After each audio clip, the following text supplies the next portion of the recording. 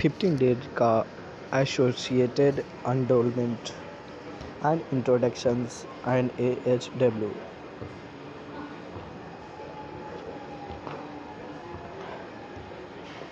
Animal health worker यानी पशु स्वास्थ्य कार्यकर्ता। परिचय देता हूँ। जैसे फर्स्ट डे पढ़ना होता है ग्रामीण आजीविका और पशुधन खेती, अपने गाँव को जानना, पशु स्वास्थ्य कार्यकर्ता की भूमिका और जिम्मेदारी, लगातार सीखना और समर्थक प्रणाली। उसके बाद दूसरा पृष्ठभूमि आती है, जानवरों को नियंत्रण और प्रतिबंध करना। इसमें पढ़ेंगे घरेलू जानवरों के शारीरिक बाहरी अंग प्रणाली, उड़ान क्षेत्र के संतुलन बिंदु को समझना, घरेलू जानवरों को समझना एवं व्यवहार, आम तरीके से उपकरण का उपयोग करना एवं व्यक्तिगत सुरक्षा। तीसरा पृष्ठभूमि में पढ़ेंगे नियमित निवारण, पशु स्वास्थ्य कार्यकर्ता के देखभाल, कार्यकर्ता निवारण।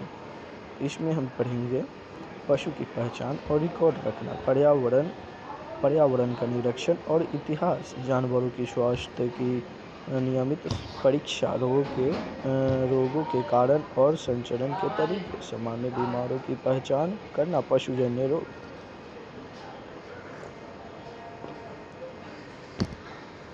चलिए पहला चैप्टर पढ़ते हैं। पहला है क्या, ग्रामीण आजीविका और पशुधन। ग्रामीण आजीविका और पशुधन क्या होता है?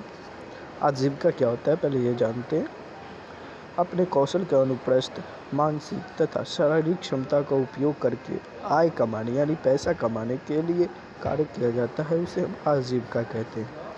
आजीविका का उपयोग करके अपना और अपने परिवार का भरण पोषण किया जा सकता है। आजीविका शारीरिक क्षमता और मानसिक क्षमता प्लस कौशल, ये होती है मूलतः फार्मूला आजीविका की। एक इंडोलमेंट से कुछ सूचनाएं याद करने योग्य होती है। जैसे भारत में कुल भैंसों की आबादी दुनिया में पहले स्थान है, मवेशी एवं बकरियों की आबादी पे दूसरे स्थान है। भारत विश्व का दूसरा बड़ा अंडा उत्पादक क्षेत्र है। अंडा यानी लेजर कहते हैं इसको, यानी कि जो मुर्गी अधिक अंडे देती है उसको हम लेजर कहते हैं, और जो मुर्गी अधिक मांस देती है उसको ब्लॉजर कहते हैं। जैसे चिकन पे भारत का तीसरा स्थान है। भारत में मान्यता प्राप्त नस्लें कौन कौन सी है? मवेशी 30, भैंस 16, भेड़ 42, बकरी 20, घोड़ा 8, पोल्ट्री 18।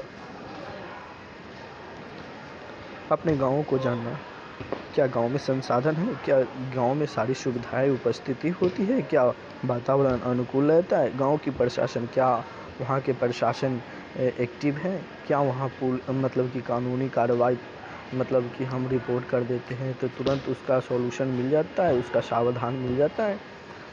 गांव की आर्थिक गतिविधियां, क्या गतिविधियां मतलब कि जो निम्न स्तर पर जो गतिविधियां चलती है क्या वो अच्छी है?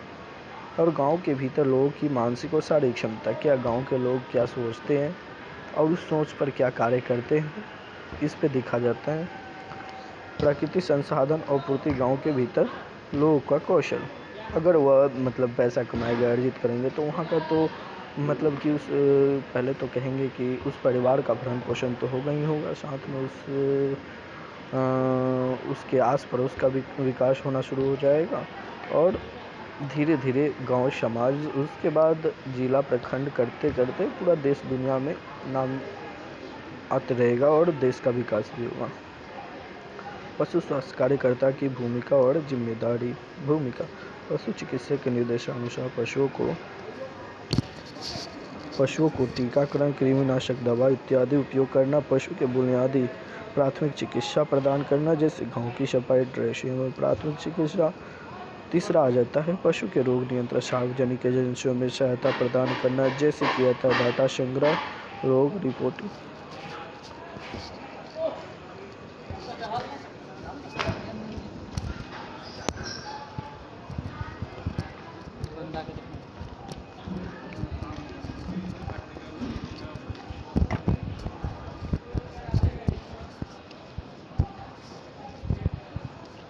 पशुओं में भोजन, आवास, प्रजनन। पशुओं में भोजन, आवास, प्रजनन इत्यादि को उचित तरीके से देखभाल करना, पशु को आपदा प्रबंधन में सहायता प्रदान करना, जैसे बाढ़, चक्रवात, भूकंप। इस समय क्या होती है, आपदा प्रबंधन है। आपदा में क्या होती है, सहायता प्रदान करनी चाहिए। हाँ, पशु क्रूरता में पशुओं की सहायता प्रदान करना, जैसे पशु से अधिक वजन ढुआना, पशुओं को पीटना, समय से इलाज न करना। यूनिट 1.4 में आते हैं लगातार सीखना और रेफरल समर्थक प्रणाली। महात्मा गांधी क्या कहे हैं इस प्रणाली के अंतर्गत, चलिए समझते हैं। आप कल मर जाओगे, इस रूप से जियो, इस रूप से जाने अगर आप हमेशा के लिए रहेंगे। संस्थाएं और सुविधाएं, ये तो जानते ही आप, हमारे समाज, हमारे लोग, जिला, प्रखंड और चिकित्सा के अनुसार दी गई जानकारियाँ। ग्रामीण विकास राज्य एवं संस्थाएं में कोई भरण पोषण, अस्थायी कृषि, पशु चिकित्सा, गैर सरकारी संस्थाएं को ज्ञात करना।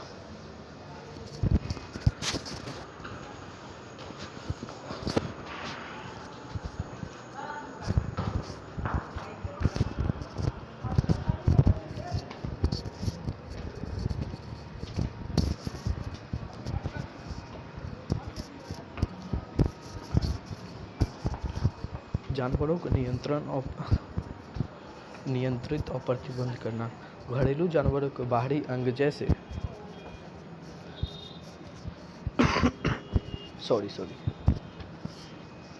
जैसे इसमें देखते हैं,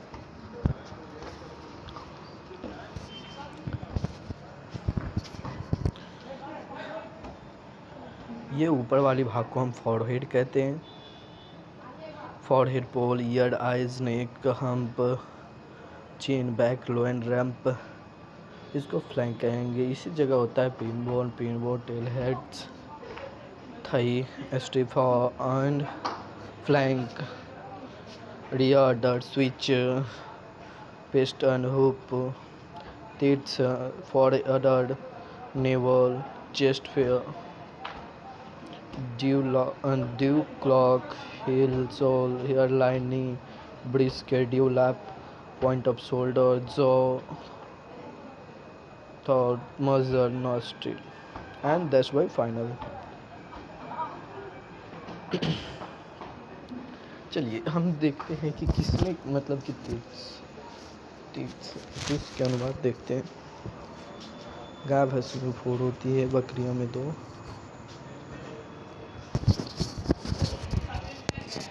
कुत्ते में 10 से 12, सूअर में 14 से 16, घोड़ा में 4, हाथी में 2।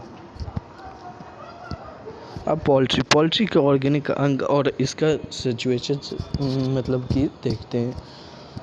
And organs and parts of chickens, parts of an sickle feather, present and absent, aspo, present, absent, com, developed, non-developed, and with the developed, non-developed. Lymph nodes, subscapula lymph nodes, femoral lymph nodes, angular lymph nodes या medial femoral lymph nodes, mammary lymph nodes, medibular lymph nodes.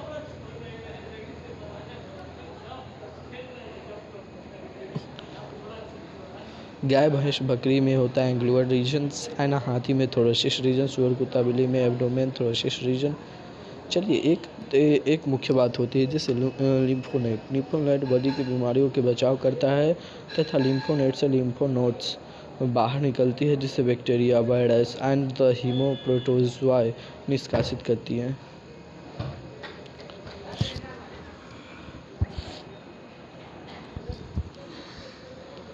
Chicken में देखिए इसको digestive system भी होती है, जो कहते हैं ना इसका अंडा कैल्शियम कार्बोनेट की बनी होती है, इसका कवच पे होती है। जानवरों के निकट उन्हें हम कैसे जाएं और क्या करें। पशु अपने चारों तरफ देख सकता है परंतु वह अपने पुट्ठे और गर्दन की तरफ नहीं देख सकता। मवेशी के पुट्ठे की तरफ कोई भी गतिविधियां मवेशी को परेशान कर सकती है। मवेशी के पुट्ठे की तरफ समानांतर में अंधेरा क्षेत्र होता है जिसे मवेशी नहीं देख सकता। मवेशी बगल में और पीछे की ओर पैर चलाती है तब मवेशी के पीछे नहीं जाना चाहिए। उड़ान क्षेत्र, उड़ान क्षेत्र एक काल्पनिक स्थान है जहाँ जानवर को घेरता है तथा इसे पशु का आराम क्षेत्र माना जाता है। उड़ान क्षेत्र के भीतर एक व्यक्ति और एक जानवर को ही मतलब कि संपर्क करना चाहिए, नहीं तो मवेशी पहले ही मवेशी उड़ जाती है, भाग जाती है।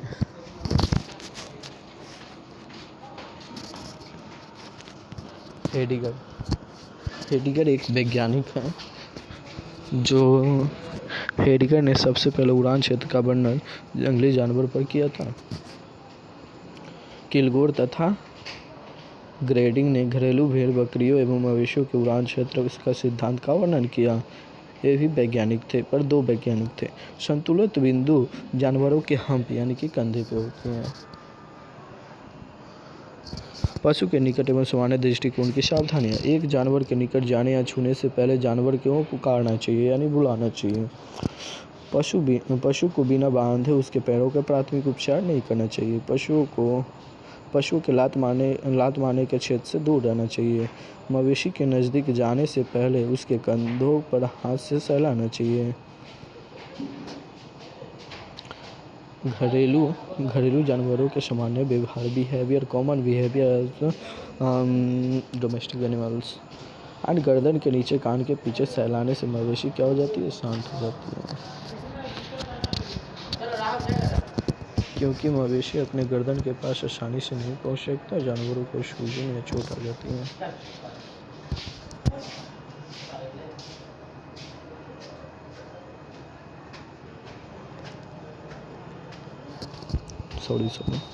मवेशी के नज़दीक जाने से जानवरों में सूजन या चोट वाली जगह पर पैर मारने की प्रवृत्ति होती है। इसको फिर से देखते हैं। घरेलू जानवरों के सामान्य व्यवहार एवं कॉमन बिहेवियर। गर्दन के नीचे कान के पीछे सराहने से मवेशी क्या होती है, शांत हो जाती है, क्योंकि मवेशी अपने गर्दन के पास आसानी से नहीं पहुंच पाती हैं। चलो दूसरा देखते हैं। मवेशी में सूजन या चोट वाली जगह पर पैर मारने की प्रवृत्ति होती है। तीसरा, छोटे बच्चे में पशु के मातृत्व की प्रवृत्ति होती है। चौथा, कोई भी पशु उसी तरह का व्यवहार करता है जिस तरह हम उसके साथ व्यवहार करते हैं। दूध देने वाली पशुओं को झुंड से अलग रखना चाहिए तथा दूध निकालने के बाद तुरंत बैठने नहीं देना चाहिए, क्योंकि इसमें हो सकती है दूध देने के बाद झुंड में रखने से उसके हो सकती है कि दूसरे जानवर से लड़े, जिसके कारण थन में चोटें आ जाए या फिर सूजन आ जाए, या फिर उसको कहते हैं ना, दूध निकालने के बाद तुरंत अगर बैठ जाए तो उससे हो सकती है कि उस समय बैक्टीरिया, जीवाणु, विषाणु मतलब कि उस मिट्टी पे रहे, जिससे मतलब कि बहुत सारी बीमारियां हो सकती हैं। प्रतिबंध करने के आम तरीका, जिसको हम 2.4 के अंतर्गत लाते हैं।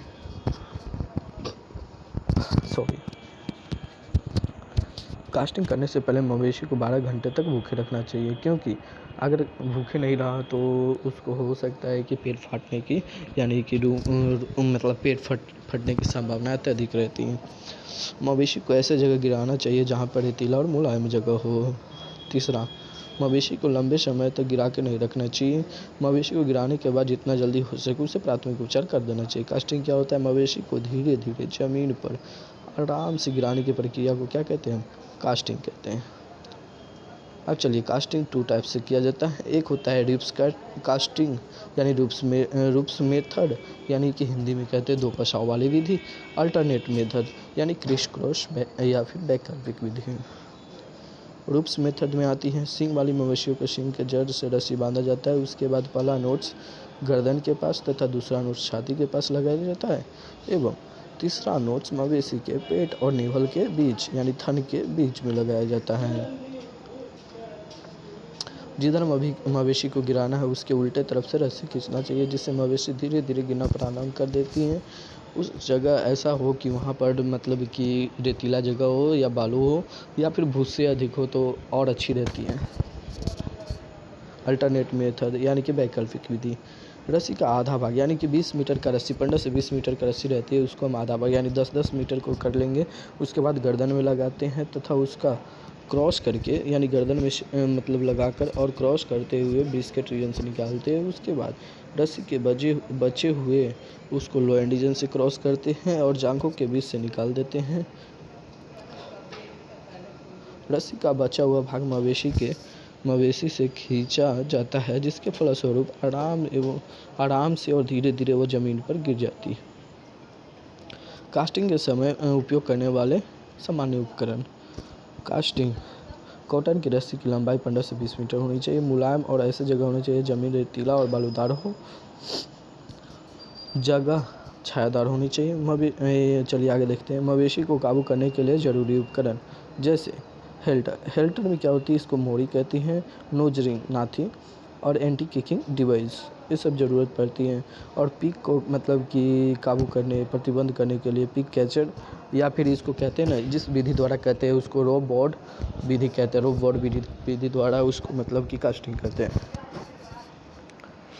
चलिए इसके थोड़ा पिक्चर के बारे में देखते हैं। इसका देखिए दुम होता है, हम और या फिर जैंग कहते हैं। हेम और जांग भी कहते हैं। पैर की उंगलियां भी है। अंडकोश जहाँ पे उसके अंडेदानी होती है उसको अंडकोश। घुटना होता है। और मुंह को हम कहते हैं स्नोथ। थूथन और गर्दन एक।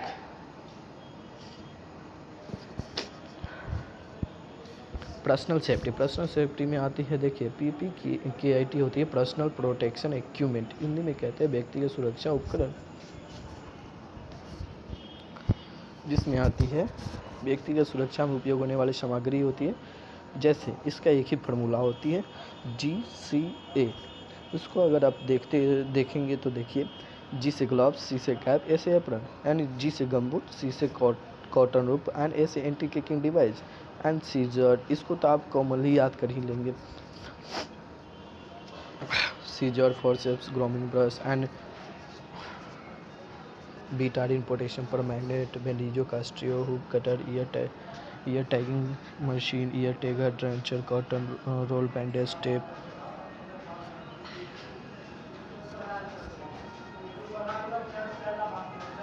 देखिए अब देखते हैं क्या कि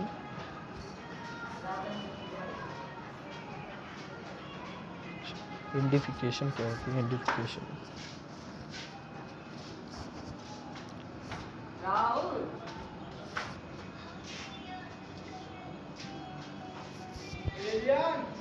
आ रहे हैं 5 मिनट आ रहे हैं।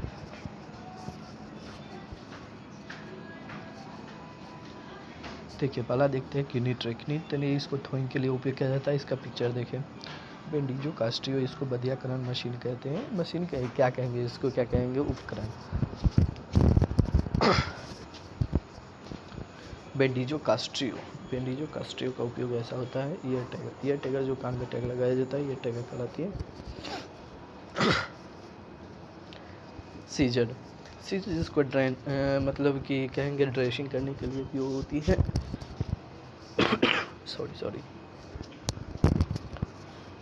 एवं कुछ काटने के लिए भी।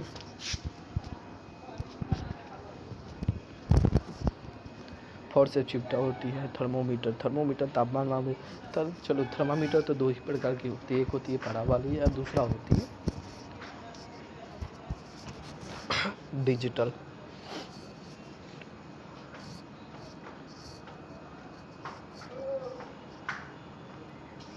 उसके बाद होती है थर्मोमीटर गर्म पानी को मापी जाती है। इसको देखिए 35 से 37 डिग्री सेल्सियस पर AI धूप में गर्म पानी का उपयोग किया जाता है, जिसके लिए होती है फीडिंग ट्यूब। फीडिंग ट्यूब जैसे दवा खिलाने के लिए होती है। जैसे दवा खिलाने के लिए गन जैसे लेती है ना, उसको कहते हैं गन का उपयोग जैसे हम करते हैं, उसी तरह इसको मतलब कि फीडिंग ट्यूब का उपयोग करते हैं। उसके बाद होता है मेजरिंग टेप का उपयोग कहाँ करते हैं, उसको मतलब कि बैंडेज पट्टी करते हैं वहाँ पर, मतलब मेजरिंग टेप का प्रयोग होता है वजन मापने के लिए, ठीक है। रोल बैंडेज इसको ड्रेसिंग करने के लिए, तथा सर्जिकल टेप बांधने के लिए, और सर्जिकल ट्रे शल्य चिकित्सा कहते हैं इसको। हुक कटर खुर काटने और AI गन कृत्रिम करने के लिए होती है। AI का कंटेनर जिसमें हम AI गन रखते हैं। AI सीट कंटेनर जिसमें हम AI सीट करके रखते हैं। गमबूट होता है लंबे जूता, देख लीजिए। उसके बाद चलिए आते हैं हम 3 पॉइंट में, यानी कि 3 पॉइंट में हम पहुँच गए, पर बहुत लंबा वीडियो होने जा रही है, थोड़ा स्पीड करते हैं। पशु की पहचान एवं रिकॉर्ड यानी एनिमल्स आइडेंटिफिकेशन और रिकॉर्ड्स एंड कीपिंग। पशु की पहचान इंश्योरेंस तथा पशुधन तथा पशु उत्पादक ट्रैकिंग से संबंधित होती है। पशु की पहचान निम्नलिखित तरीके से किया जा सकता है। त्वचा पर निशान लगाकर, कान पर टैग लगाकर, ब्रॉडिंग करके और गले में माला और गोधन बनाकर। अधिक समय के लिए उपयुक्त तरीके में से कान में टैग लगाकर समय में मतलब अधिक समय लगाने के लिए किया जाता था।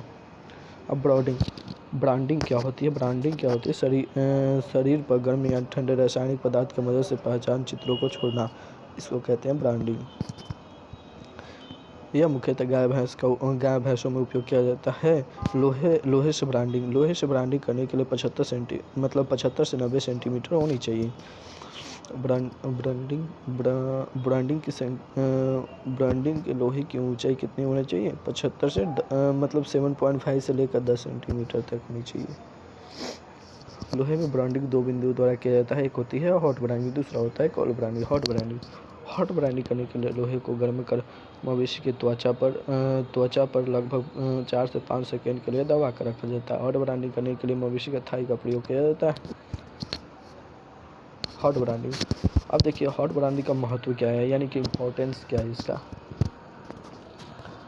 इम्पोर्टेंस देखते हैं, चलिए। यह लंबे समय के लिए तथा मवेशी के शरीर पर चिन्ह रखा जाता है। इससे पशु को आसानी से पहचान किया जा सकता है। हॉट ब्रांडिंग की हानियाँ और सावधानियाँ। यह एक दर्दनाक तरीका होती है तथा इसको करते समय अनुभवी व्यक्ति का होना अत्यंत आवश्यक होता है। कोल्ड ब्रांडिंग को क्रायो ब्रांडिंग या फिर फ्रीज ब्रांडिंग भी कहते हैं। कोल्ड ब्रांडिंग करने के लिए लोहे के छड़ के लिक्विड नाइट्रोजन में डालकर शरीर पर डाला जाता है, जिसके फलस्वरूप वहाँ पर जो बाल उगती है उस पर उत्पन्न यानी रंग उत्पन्न करने वाली कोशिकाएं मर जाती है। ईयर टैगिंग क्या होता है? ईयर टैगिंग की सहायता से पशु का कान में प्लास्टिक का टैग लगाया जाता है। ईयर टैगिंग की सहायता से पशु की सारी जानकारियाँ रखी जाती है, ईयर रिकॉर्ड रखी जाती है। सूअर की पहचान ईयर नोचिंग से किया जाता है। ईयर नोचिंग के कान से भी शेप में काट दिया जाता है, जैसे पिक्चर के थ्रू आप देख सकते हैं। भी शेप यहाँ पर कटी हुई है, यहाँ जहाँ पर हम डाल चुके हैं। अब डाटा क्या होती है? डाटा जैसे हम किसी पशु को मतलब कि टीकाकरण किए या फिर नस्ल के बारे में जाननी है, तो वहाँ पर डाटा या रिकॉर्ड रखना बहुत ज़रूरी होती है। चलिए डाटा देखते हैं। निर्णय लेने में सहायता एकत्र किए हुए तथ्यों और संख्याओं को क्या कहते हैं? डाटा कहते हैं। जब डाटा की योजनाबद्ध तरीके से एकत्र किए जाते हैं तो इसे हम जानकारी प्राप्त करते हैं। सर्वे क्या होती है? सर्वे डाटा एकत्र किए गए किसी भी क्षेत्र को विस्तृत रूप से, जैसे इसमें हम समझते हैं, जैसे डाटा में हम किए कि जैसे साहिवाल का नस्ल होगा, तो उसको हम विस्तृत रूप से अध्ययन करेंगे, जिसको हम क्या कहेंगे? सर्वे।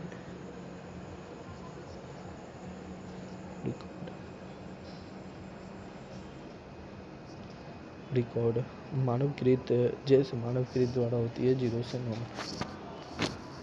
जैसे मानवकृत संख्या क्या होती है? 0 से 9 तक तो होती है, उसके बाद रिपीट होते रहते हैं। मानवकृत रूप में डाटा या फिर सूचना को विस्तृत करने की प्रक्रिया को रिकॉर्ड कहते हैं। रिकॉर्ड की सहायता में रखने के लिए जानकारी और कार्रवाई करने की जानकारी प्राप्त होती है। पशु स्वास्थ्य कार्यकर्ता के रिकॉर्ड बुक की पृष्ठ संख्या, जैसे पृष्ठ संख्या मान लेते हैं 40-50 हुई। उसके बाद लिया जाता है क्या?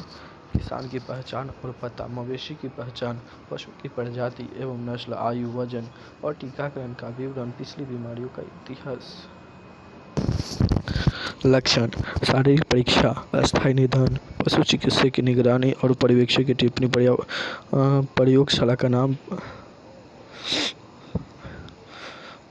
पर्यवेक्षक द्वारा अंतिम निदान, शुरू की गई उपचार एवं निदान, अनुवर्ती की जांच।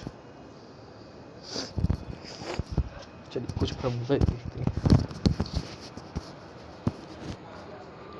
RFID रेडियो फ्रीक्वेंसी आइडेंटिफिकेशन और MLDB होता है लाइटिंग डिस्ट्रीब्यूशन बोर्ड।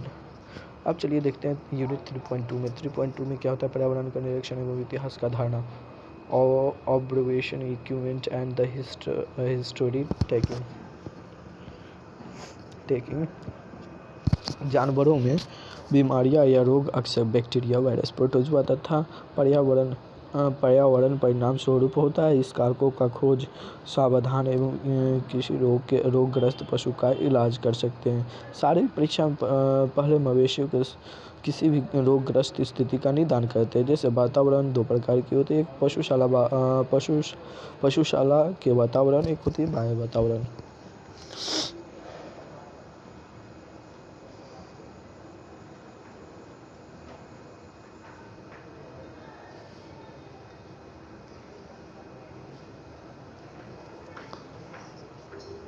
सॉरी जी, 2 पेज खींच गया। अब चलिए देखते हैं पशुशाला का वातावरण। क्या पशुशाला में जानवरों का बचाव गर्मी, सर्दी और बरसात से होती है? दूसरा नंबर, क्या नियमित रूप से पशुशाला का फर्श, दीवार और छत की सफाई होती है? पशुशाला का फर्श कैसा है? क्या पशुशाला में नमी रहती है? क्या पशुशाला में नियमित रूप से नाद की सफाई होती है? क्या पशुशाला में नियमित रूप से शुद्ध वायु होती है? क्या पशुशाला में बाह्य परजीवी की स्थिति है? बाह्य वातावरण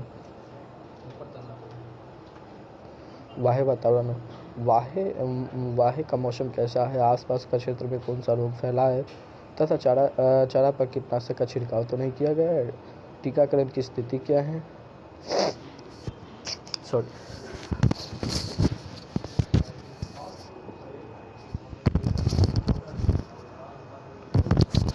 टीकाकरण की स्थिति क्या है?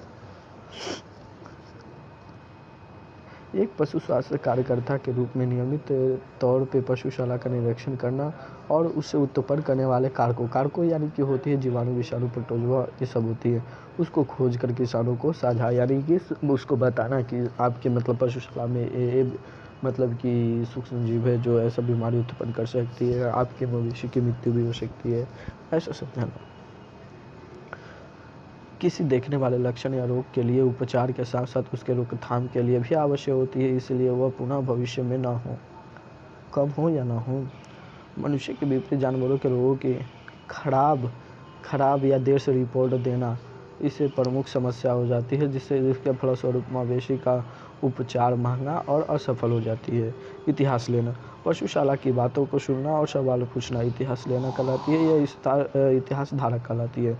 पूछे जाने वाले सुनना और सवाल को पूछना निम्नलिखित श्रेणियों में रखा गया है, जैसे तात्कालिक इतिहास, अतीत का इतिहास, पोषक संबंधित इतिहास और पर्यावरण का इतिहास। इतिहास लेने के बाद निष्कर्ष क्या पहुंचती है? जानकारी की स्थिति, जानवरों का व्यवहार, गतिविधियाँ, आँख, नाक एवं मुँह की आदि स्राव, श्वसन दर। अब देखिए हम देखते हैं 3.3 यूनिट में बीमार जानवरों की पहचान करना।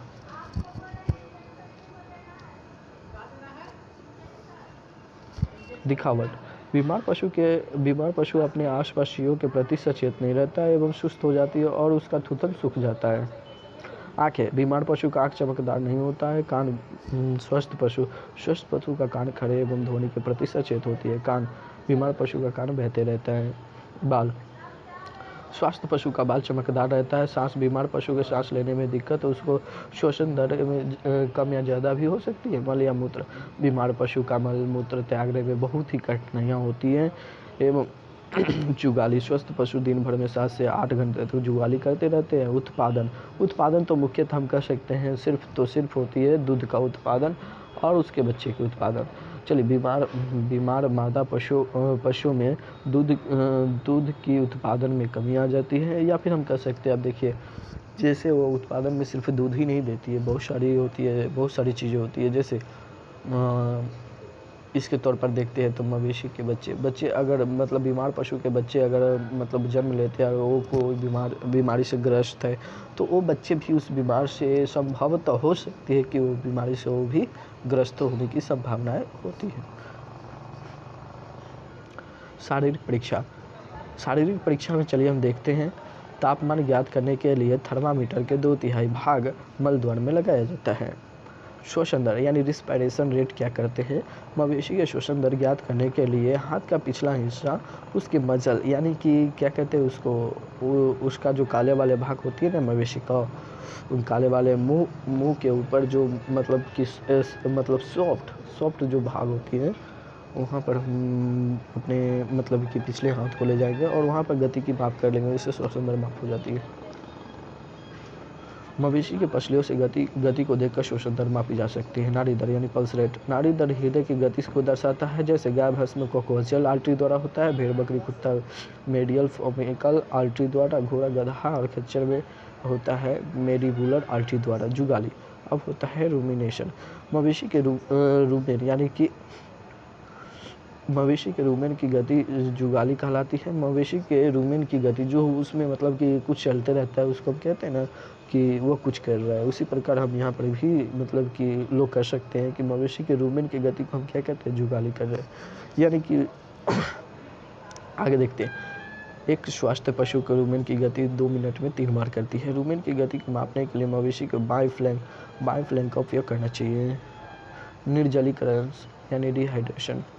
गाय भैंस बकरी भेड़ के अन्य मवेशियों में निर्जलीकरण ज्ञात करने के लिए मवेशी के गर्दन या चमड़े को वास्तविक रूप में आने में 3 सेकंड से ज़्यादा समय लगती है तो उसे निर्जलीकरण या फिर शॉर्ट में कर सकते हैं। शरीर में पानी की कम मात्रा होने के कारण को निर्जलीकरण कहते हैं। अब चलते हैं तालिका समाने और तापमान श्वसन दर नाड़ी दर ज्ञात करना। गाय भैंस में होती है 101.5 से लेकर 102.5 फ़ारेनहाइट और श्वसन दर होता है 15 से 20, नाड़ी दर होता है 40 से 60 गाय भैंस में। और भेड़ में क्या होती है? भेड़ और बकरी दोनों का एक ही मतलब तापमान 102.5 से 103 डिग्री फ़ारेनहाइट तक, और इसका श्वसन दर में अंतर रहती है। जैसे भेड़ में 10 से 20 और बकरी में 25 से 35। और नाड़ी दर होती है क्या? 55-75, दोनों का सेम ही रहता है 55-75। चलिए घोड़ा देखते हैं। घोड़ा के 100.5 से 101.5, इसका श्वसन दर होता है 10 से 12 और नाड़ी दर होता है 30 से 40। कुत्ता का होता है 102.5 से लेकर श्वसन दर होती है 15 से 35 मतलब कि उसका श्वसन दर, कुत्ता का श्वसन दर होता है 15 से 35, नाड़ी दर होता है 60 से 120। शुअर का होता है 102.5 और इसका श्वसन दर होता है 15 से 20 और नाड़ी दर होती है 70 से 80। पोल्ट्री का होता है 106 डिग्री से 107 डिग्री फ़ारेनहाइट और श्वसन दर होती है 10 से 50 और नाड़ी दर होती है 150 से 300। इसके बारे में हम बात कर चुके हैं कि न्यूट्रे बंडीजो कास्ट्रियो कैसा होता है, इसको देखने में भी हम पता कर चुके हैं। चलिए अब देखते हैं क्या रोग के कारण एवं संरक्षण तरीके। परजीवी वे जीव जो जीवित रहने के लिए अन्य प्राणी पर आश्रित रहता है या फिर अन्य जीव पर आश्रित रहता है, उसे परजीवी कहते हैं। सहजीवी क्या होती है? दो जीवों में पारस्परिक लाभजनक आंतरिक साझेदारी को सहजीवी कहते हैं या फिर सहजीवन कहते हैं। इसमें दोनों जीवों एक दूसरे पर आश्रित रहता है। जैसे एग्ली और फंजाई, जैसे हम हिंदी में कहते हैं शैवाल और कवक, एक दूसरे पे परजीवित रहता है। अगर वो खाना बनाती है तो वो खाएगी। परास्परण दो जीवों के बीच ऐसा संबंध जिसमें दोनों जीव एक दूसरे से लाभ प्राप्त करती है, उसे परास्परण कहते हैं। जैसे रूमेन में उपस्थित कवक। परजीवता दो जीवों के बीच ऐसा संबंध जिसमें एक को लाभ तथा दूसरे को हानि होती है, उसे परजीवता कहते हैं। जैसे टीनिया सोलियम। सबभोगिता अलग अलग जाति के दो जीव जिसमें एक जाति दूसरे जाति को लाभ तथा पहले जाति दूसरे जाति को लाभ इसको फिर से देखते हैं। अलग अलग जाति के दो जीव जिसमें एक जाति दूसरे जाति से तो लाभ प्राप्त करती है, दूसरे जाति पहले जाति से कुछ नहीं प्राप्त करता है, यानी लाभ भी नहीं प्राप्त कर पाता है, उसे हम सबभोगिता कहते हैं। जैसे शार्क व्हेल। परजीवी दो प्रकार की होती है। एक होता है अंतःपरजीवी 3 प्रकार, फीता कृमि, गोल कृमि और चपटा कृमि। बाह्य परजीवी होता है टेल्स, लाइन्स, माइस, चिरचिरी, पीयूष, डास, जू, etc। कीटाणु क्या होते हैं? कीटाणु सहजीवी होता है तथा इन्हें हम नंगी आंखों से नहीं देख सकते, यह सिर्फ दिखता है तो सिर्फ माइक्रोस्कोप से, यानी कि हिंदी में कहते हैं सूक्ष्मदर्शी। जैसे में होती है जीवाणु, विषाणु, कवक, प्रोटोजवा। विषाक्तता क्या होती है? जानवरों में कीटनाशक जैसे सांप, बिच्छू, पौधा आदि विषाक्तता हो सकती है। जन्मजात रोग यानी कि हेरिडिटरी। आनुवांशिक रोग जो माता पिता से बच्चे में होते हैं उसे जन्मजात रोग, पर्यावरण रोग। ऐसा रोग जो पशुओं में प्रदूषण के कारण एवं कचरे से उत्पन्न रोग को पर्यावरणीय रोग कहते हैं। ट्रांसमिशंस ऑफ डिजीज यानी रोगों का संचरण यानी संक्रमण कैसे होता है।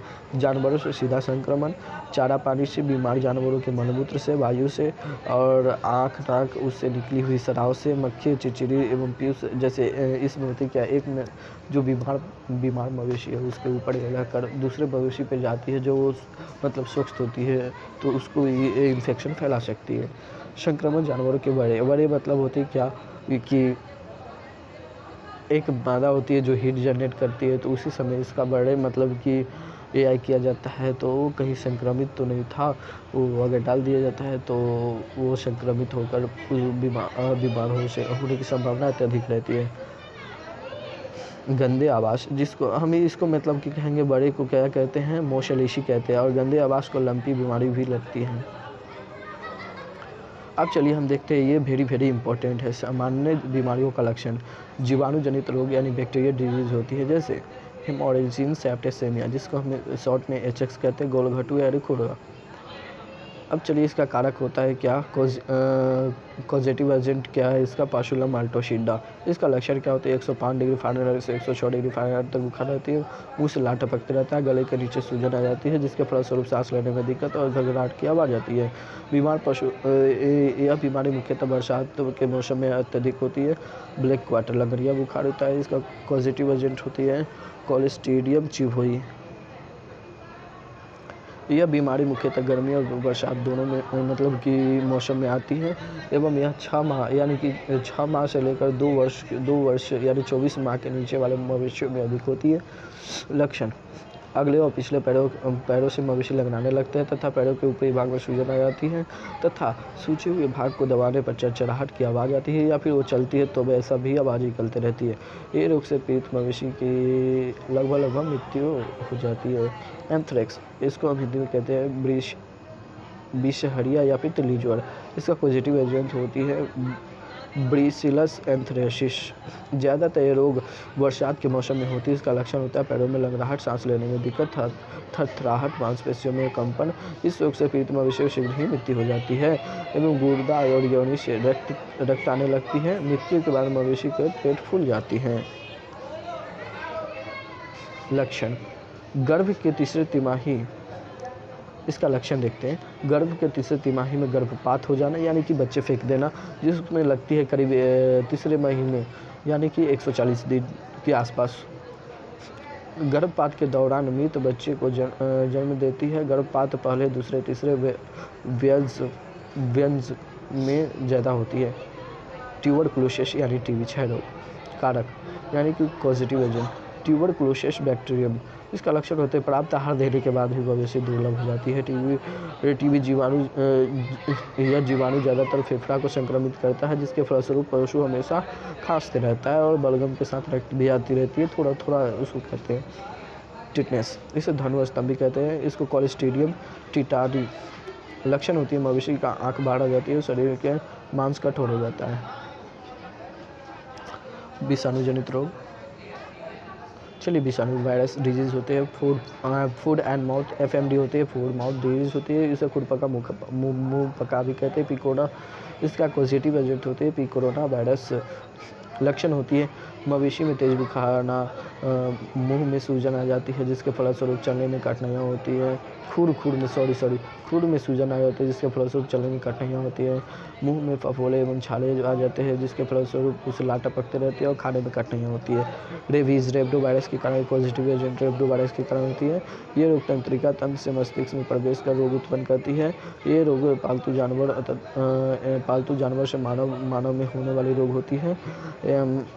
इसका दो रूप होती है, जैसे एक शांत रूप होती है, एक उग्र यानी गुस्सेल रूप होती है। इसका लक्षण क्या होता है, मुंह से लार टपकता है, मोटी आवाज़ बोलना तथा पानी से डर लगता है जिसको हम क्या कहते हैं, हाइड्रोफोबिया कहते हैं, पानी से डर लगने लगता है। तो टीकाकरण वैक्सीनेशन इसका होता है प्रीविट वैक्सीन और पोस्ट वेट वैक्सीन। प्रीविट वैक्सीन में 0, 7 और 14 यानी 0 दिन पे, 7 दिन पे और 14 से 21 दिन पे दिया जाता है। पोस्ट वेट वैक्सीन होता है 0 दिन, 3 दिन और 7 दिन, 14 दिन, 28 दिन, 90 दिन।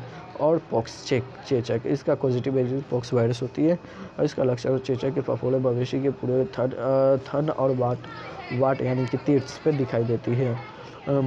दूसरा, कभी कभी चेचक के फफोले पूरे शरीर पर भी दिखाई देती हैं। एक होती है PPR, पेस्टिडेस्पिटिस रूमिनेंट, इसका पॉजिटिव एजेंट होती है मोरबेली वायरस होती है। लक्षण होता है ये रोग भेड़ बकरियों में भी होती है। मुंह में फफोले एवं खुर में घाव हो जाती है। नाक से स्राव पतले दस्त यानी कि डायरिया हो जाती है। पशु जोनेटिक डिजीज होती है। ऐसा रोग जो विभिन्न प्रजातियों जैसे मवेशी से मनुष्य, मनुष्य से मवेशियों में फैलता है, उसे हम क्या कहते हैं, पशुजन्य रोग कहते हैं, जूनोटिस, यानी कि बिशहरिया या फिर एंथ्रेक्स, ब्रुसेलोसिस कैंपिंग या फिर लोबिस्टिक रियोजेंसिस, लेप्टोस्पाइरिस लिस्टिसियोसिस, एक्यू फीवर होता है, कोजिला बर्ड निटेल, रेबीज दाद एवं साल्मोनेलेसिस, TB, एनफ्लुएंजा, जलफोट and that's when 15 days sports and finals.